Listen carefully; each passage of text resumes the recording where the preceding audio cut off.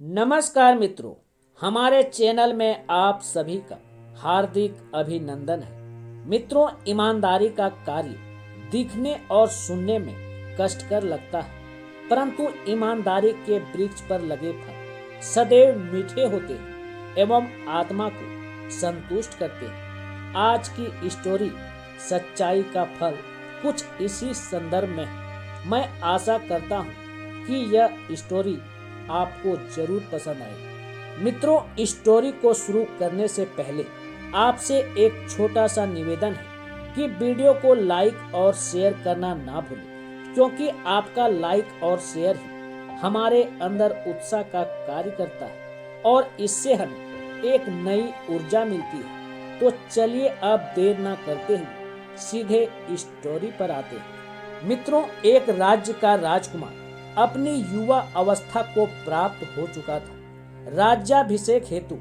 उस राजकुमार को विवाहित होना अनिवार्य था। इसी बात का हल निकालने हेतु राजा ने सभा बुलाई। राजसभा में राजकुमार ने कहा, मैं अपनी जीवन संगिनी की खोज स्वयं करना चाहता हूँ। राजकुमार की बात सुनकर मंत्री ने सुझाव देते हुए कहा, क्यों ना राज्य एवं आसपास के क्षेत्रों से सभी विवाह योग्य कन्याओं को आमंत्रित किया जाए। उनमें से जो राजकुमार को अपने योग्य लगे वे उनका चुनाव कर ले। राजा को यह बात अच्छी लगी। राजकुमार भी सहमत हुए। राजभवन से घोषणा की गई कि इस महीने के अंतिम दिन राजभवन में सभी विवाह योग्य कन्याएं अपने अभिभावक के संग आमंत्रित है। इस उत्सव में राजकुमार अपने लिए जीवन साथी का चुनाव भी कर सकते हैं। यह समाचार नगर में आग की तरह फैल गई। युवतियों के बीच बहुत उत्साह था।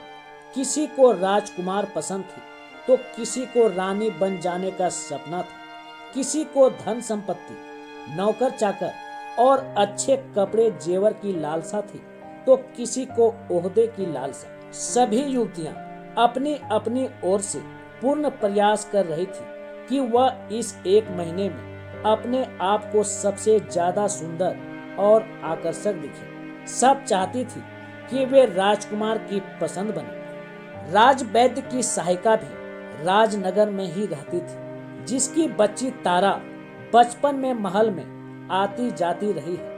तारा और राजकुमार का बचपन लगभग एक ही समय पर था। बचपन में तारा राजकुमार के साथ खेलती भी थी। जब तारा 12 वर्ष की थी तब तारा की माता ने अपनी नौकरी छोड़ दी थी, जिसके कारण तारा का महल में आना जाना बंद हो गया था। तारा बहुत समझदार थी। अब वो बड़ी हो चुकी थी। राज्य के बड़े बड़े गुरुओं से विद्या प्राप्त की थी। जब यह समाचार तारा की माँ को मिला तब उन्होंने तारा से कहा, तुम्हें भी तो राजकुमार इतने प्रिय हैं, तुम भी जाओ, क्या पता राजकुमार अपनी सखी को पहचान ले। अपनी माता की भोली बातों को सुनकर तारा मुस्कुराई। फिर अपनी माता से कहा, माँ तुम भी कितनी भोली हो। राजकुमार को मेरी तरह न जाने कितनी युवतियां पसंद करती हैं। बहुतों ने तो उनके साथ बचपन में खेला भी होगा।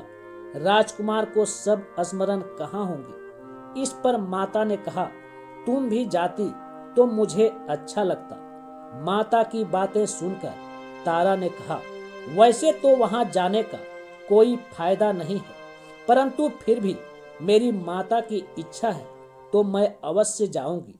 कुछ हो ना हो, हम जलसे का आनंद अवश्य लेंगे। जलसे का दिन आ गया। राजभवन स्वर्ग जैसा सजा हुआ था। सभी कन्याएं सज धज कर परियों जैसी लग रही थी। चारों तरफ चकाचौंध थी।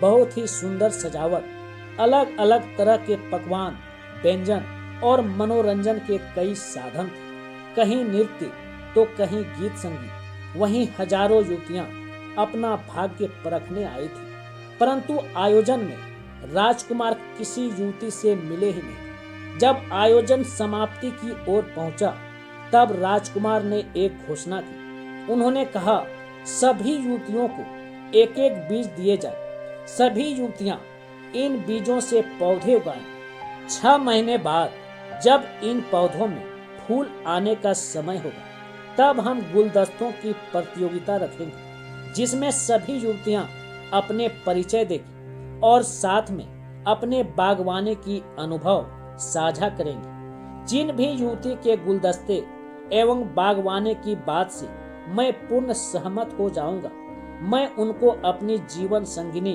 चुन लूंगा। याद रहे, आप अपने काम को स्वयं करेंगे, किसी से सहायता नहीं लेंगे।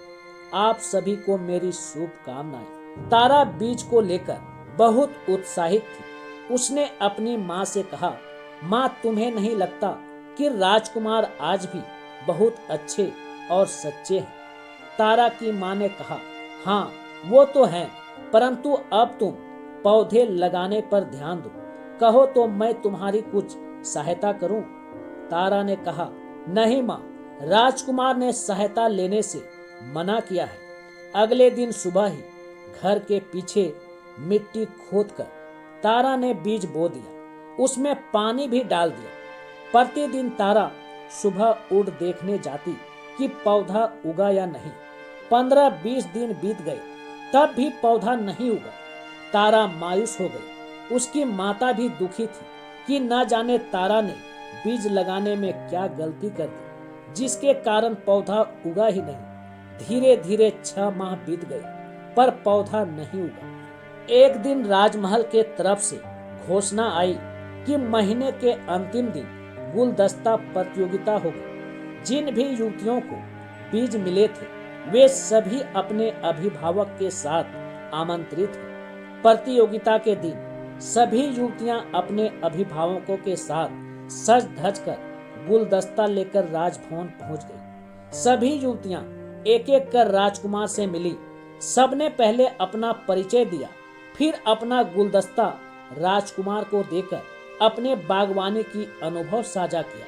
इधर तारा के पड़ोसियों से उसे सलाह दी कि माली से फूल लेकर गुलदस्ता बना लो, परंतु तारा बिना गुलदस्ते के ही राजभवन आने का निश्चय किया। अब तारा की बारी आई। उसने राजकुमार को हाथ जोड़कर प्रणाम किया। तारा ने राजकुमार से कहा, हे राजकुमार, मेरा नाम तारा है। मैंने राज्य के महाविद्यालय से उच्च शिक्षा पूरी की है। मैंने राज्य के महान गुरुओं से समाज शास्त्र, दर्शन शास्त्र एवं गणित का उच्चतम ज्ञान प्राप्त किया है, परंतु मुझे खेती और बागवानी का ज्ञान नहीं है। इस कारण मेरे अत्यंत प्रयास करने के बाद भी मैं पौधे को उगाने में असफल रही। अतः मैं आपके लिए गुलदस्ता नहीं बना सकी। इसके लिए मुझे आप क्षमा करें। राजकुमार ने तारा की बात सुनकर तारा से पूछा, फिर आप यहाँ क्यों आई है? तारा ने कहा, आपने बीज दिलवाए थे, उस बीज का क्या हुआ? मैं इसके लिए उत्तरदायी हूँ, इसलिए मैं यहाँ उपस्थित हूँ। राजकुमार ने मुस्कुराकर तारा की सच्चाई को सराहा। तारा और उसकी माँ को अब यह लगने लगा था कि वे प्रतियोगिता से बाहर हैं। तारा दुखी थी, परंतु उसके चेहरे पर एक सिकन नहीं था। वह अपनी माँ को राजभवन की सैर करा रही थी, साथ ही अच्छे अच्छे व्यंजन चखा रही थी। अब उत्सव अपने अंतिम पड़ाव पर पहुंच चुका था। राजकुमार अपनी जीवन संगिनी के नाम की घोषणा करने मंच पर आए। सब उत्साहित हो प्रतीक्षा कर रहे थे। राजकुमार ने कहा, मैं जिस युवती को अपनी जीवन संगिनी के रूप में देख रहा हूँ, उसका नाम है तारा। अपना नाम सुन तारा विश्वास नहीं कर पा रही थी कि राजकुमार ने उन्हें अपने जीवन संगिनी के रूप में चुना है। तारा की माँ भी भाव विभोर हो गई थी। उधर बाकी युवतियों ने विद्रोह कर दिया। उनका कहना था कि जिस युवती ने गुलदस्ता लाया ही नहीं, उसे जीवन संगिनी के रूप में क्यों चुना गया? राजकुमार ने पक्षपात किया है। जितने मुंह उतनी बातें होने लगी। इन सब से राजा क्रुद्ध हो गए एवं राजकुमार से सत्य जानना चाहा। तब राजकुमार ने राजा के साथ साथ प्रजा को संबोधित करते हुए कहा, तारा को चुनने का कारण उनकी ईमानदारी है। आप सबको बांझ बीज दिए गए थे, फिर भी सब गुलदस्ते के साथ पहुंची है। जबकि तारा ने यह स्वीकारा कि उसके प्रयासों के बाद भी पौधा नहीं उगा। मुझे अपने जीवन में एक ईमानदार जीवन संगिनी की आवश्यकता थी जो तारा को प्राप्त कर पूर्ण हुई। अंत में सभी ने राजकुमार के फैसले को सराहा और धूमधाम से दोनों की शादी संपन्न कराई गई। इस प्रकार तारा को उनकी सच्चाई का फल मिल चुका था। मित्रों, इस कहानी से आपको क्या शिक्षा मिलती है, कमेंट करके जरूर बताना। धन्यवाद।